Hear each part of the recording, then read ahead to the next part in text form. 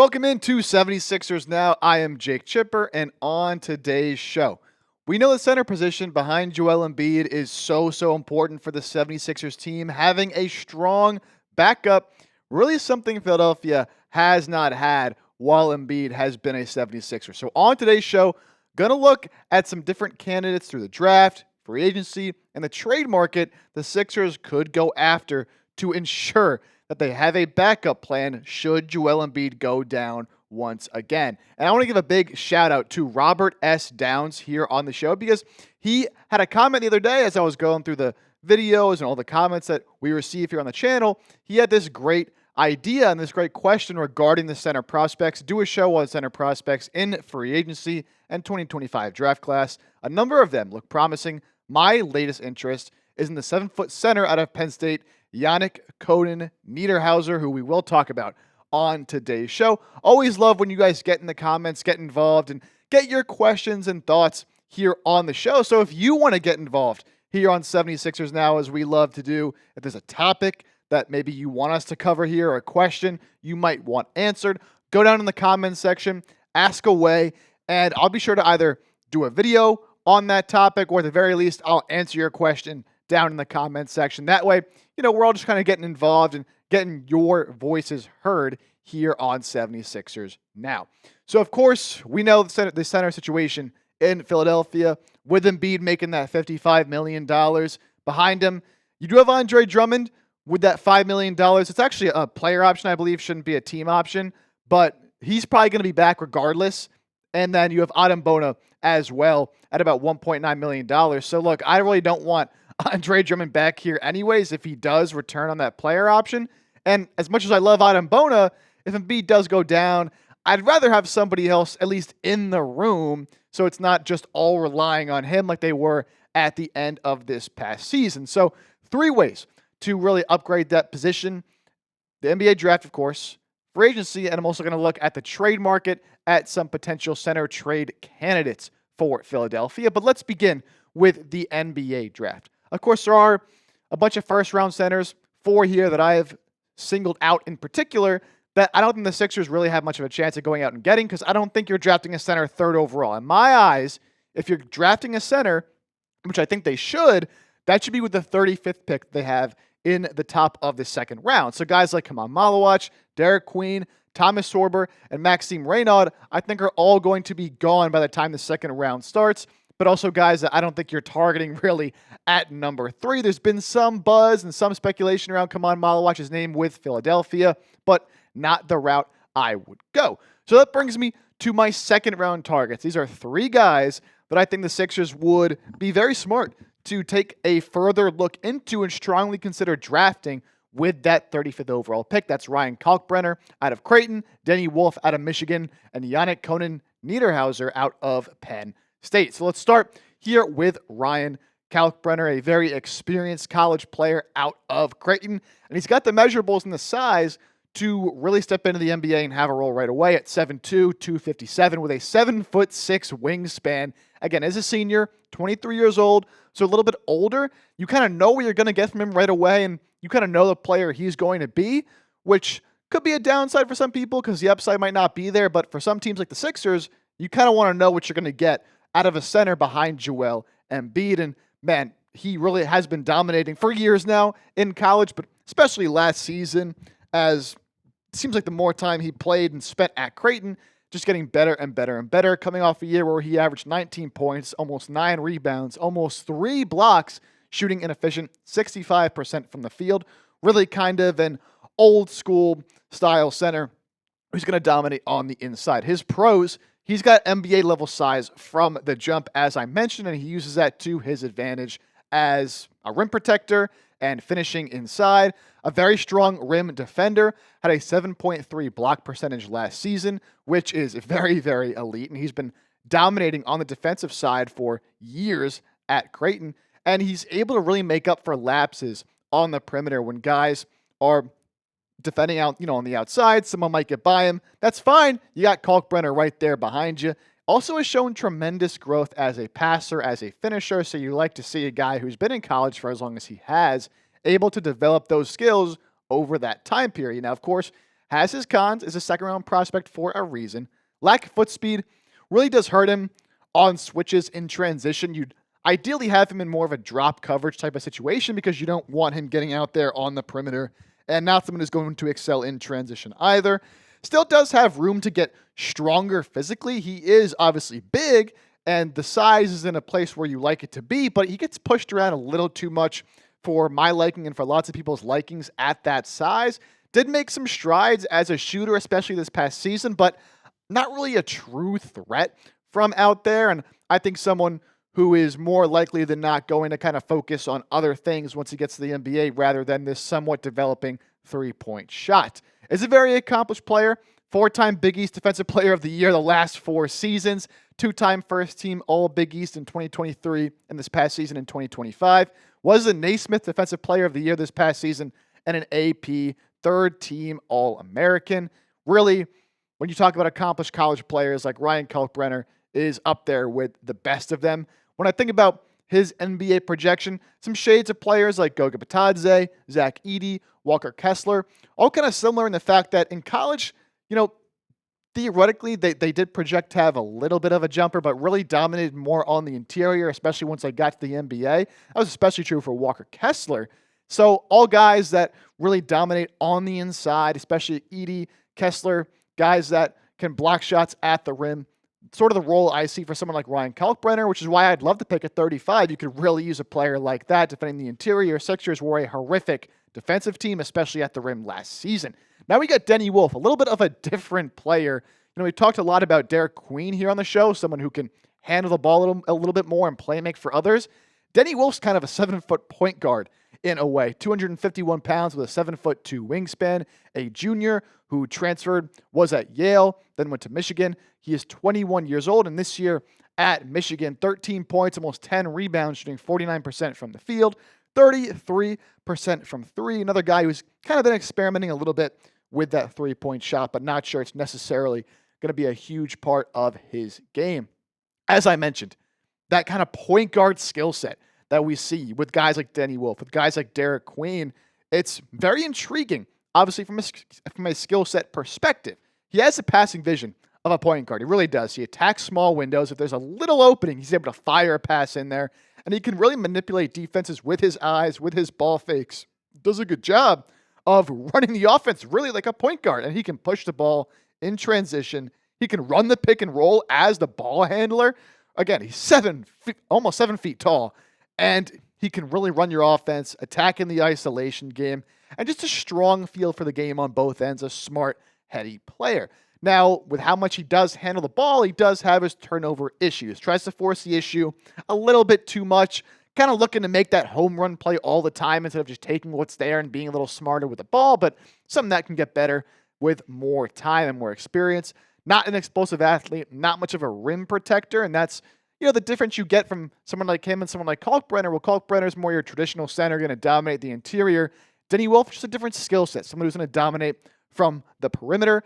Inconsistent defensively, he did a little bit of a better job this past year defending more in space. Someone like him, if he's not going to be a strong rim protector, you hope he can defend on the perimeter at least a little bit, and he was better at it this year, but far from reliable, something he'll continue to have to improve on in the NBA.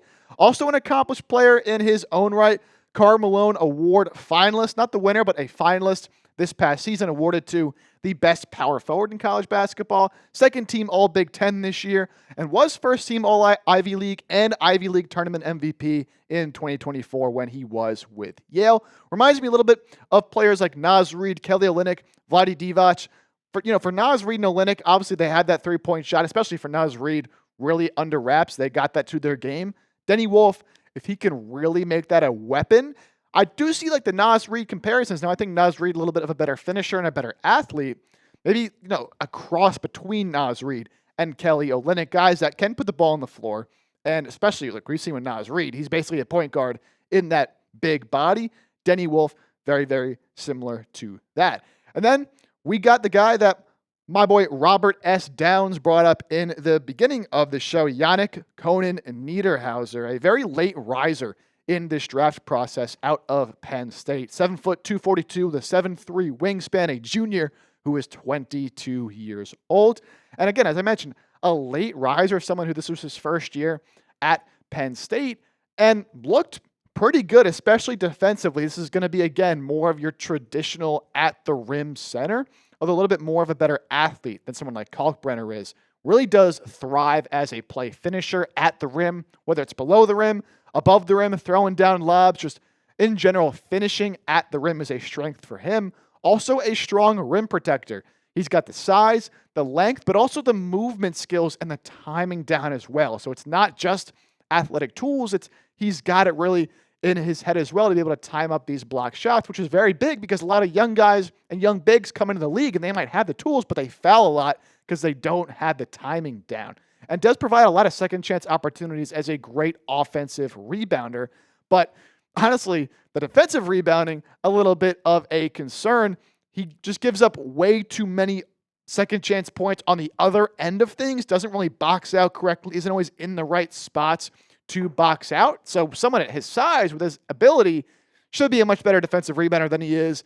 Lateral quickness is a concern when switching defensively. Another guy you don't really want out there in the perimeter. He can do it better than Kalkbrenner can, and he has his moments, but just not nearly consistent enough, and really needs to do a better job taking care of the ball. You're not going to give him the ball a whole ton and ask him to make decisions, but 22 assists to 48 turnovers is atrocious. Reminds me a lot in terms of NBA comparisons of Jackson Hayes, Charles Bassey, Yves Missi. Again, guys that you're not asking them to do a whole lot on the offensive end of the floor. It's really just set screens, roll to the basket, and then protect the rim on the other end. Valuable skill sets, though. This is a little more in the line of what you already kind of have with an Adem Bona, but never hurts to have more of those kinds of guys. Really, this is the route I would go if I were the 76ers. With Joel Embiid obviously having his injury concerns, you never know how many games he's going to play. Andre Drummond on the roster, someone I don't want to see back next year, and Adem Bona, getting another backup center is always so important to this 76ers team. So if you're approaching the NBA draft, you have that second round pick. I would use that second round pick on a center prospect, like a Ryan Kalkbrenner, like a Denny Wolf, like a Yannik Niederhauser. Those kind of guys can come in and make an impact for your team right away at that backup center spot. Allows you to get a young guy who is going to be cheap and going to be under team control for the foreseeable future instead of trying to go out and acquire a player on the trade market or in free agency. So acquiring another backup center, very important, and I would look to do that in the NBA draft. What say you guys? If you're the Sixers, would you look to draft a center in the NBA draft, or would you prefer to go out and get an established player in free agency or the trade market? Let me know. Give me a Y for yes or an N for no if the Sixers should draft a center. We have a new deal available on Fanatics and a new product, I should say, available, and that is 76ers Draft Tats, the NBA releasing the official look for the draft tats that the prospects will wear when they are drafted on draft night. And there are several different styles as well that you could get. This one that we're about to show you right here is the official one that they'll be wearing when the prospects are drafted. Whoever the Sixers draft will put this one on. But there are a few different styles: fitted, snapback, adjustable. There's also a sweet bucket hat that you saw flash on the screen, different colors and all of that. Again, these just released, so go get your hands on them right now at chatsports.com/76drafttat. I like the design this year. It's clean, it's sleek. I like the way it looks. I think they did a good job. Again, that's chatsports.com/76drafttat. That will be in the comment section and description of today's show. Of course, not just a draft. You could upgrade at center. Could go free agency. Could look for a trade. Some of the top free agent centers available: Miles Turner, Naz Reid. Not really targets for the Sixers. They're going to be getting paid way too much money, and I think they probably both return to their teams. Brook Lopez is an interesting one we'll talk about in a second. Clint Capella's obviously been around the league for a while. Mo Wagner on a team option. If he doesn't go back to Orlando, that will be another potential option I would like if he's affordable. Al Horford, I don't want him anywhere near Philadelphia. He already ruined us once. It's not happening again. Luke Cornett could be interesting. The Celtics really going to have to cut costs this offseason, so he could be somebody as a potential target with a mid-level exception. Precious Achiuwa, a name that's been talked about a little bit in 76er circles. Steven Adams actually had a really good end of the year for the Houston Rockets, was part of a lineup with him and Alfred Sengun in the court. That was one of the best in the association. And then Kevon Looney, another vet who I would bet goes back to Golden State, but another good interior presence there. Name to watch for me is Brook Lopez. We'll see what direction Milwaukee goes in this offseason, but seem to be headed toward kind of a rebuild, especially if Giannis does get traded. And Brook Lopez, he's older, I believe 37, 38 years old, so he probably can be had for pretty cheap on that taxpayer mid-level exception, and not someone who's going to gobble up rebounds, right? Plays in the perimeter a lot, and someone you'll probably watch and get a little bit mad at saying, go in the paint and grab a rebound, Brook Lopez, but he doesn't really do that. Is a good defender at the rim, though, and is a phenomenal three-point shooter. It's so crazy to see the way his career kind of turned from early with the Nets. He was a post scorer, and now he's turned into much more of a three-point threat. So if you do want to go the route of an established veteran, I wouldn't mind giving a call to Brook Lopez, seeing if he wants to play for the cheap. And then Luke Kornet, as I mentioned. Now, he could get a little bit more pricey, but there's not a lot of teams with cap space. So how much money and what is his market really going to be? Someone who, when he played this year for the Celtics, just another very good traditional center, scoring at the rim, finishing plays, and being a deterrent at the rim.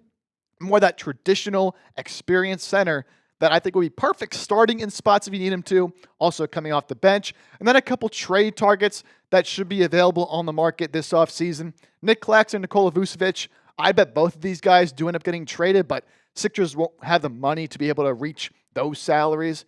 Daniel Gafford is someone who we've talked about before, who I would love on the show, but for Gafford and Robert Williams, both of these would require someone like Kelly Oubre to be moved. Robert Williams is probably a little too injury prone for me. If I'm getting a backup center for Embiid, I want someone who I know is going to be there, not somebody with the injury history of Robert Williams. Then Mark Williams was traded to the Lakers this past deadline, but that obviously got voided. Whole situation there, so he stayed with Charlotte. I imagine he'll be on the market once again. But Daniel Gafford, to me, we've talked about it on the show before. If Dallas is moving on from one of their front court players, either PJ Washington or Daniel Gafford, as they obviously are going to be bringing in Cooper Flagg, and they have Anthony Davis, and they have Derik Lively already, someone like Gafford, who's on an expiring deal, could be more expendable. And ever since he came over from Washington, and even when he was with Washington, I know those were bad teams with the Wizards, but there's a reason that Dallas traded for him. He was phenomenal. They traded for him last year, and immediately they went on that run of the finals, and he was so important for them as a lob threat, as a rim and paint protector. Just another guy who's going to be super efficient, not going to do too much, not going to do more than you need him to. He's going to grab rebounds. He's going to get you second chance points. And he's going to defend the rim. And if all that costs you is Kelly Oubre and Andre Drummond, I am making that deal.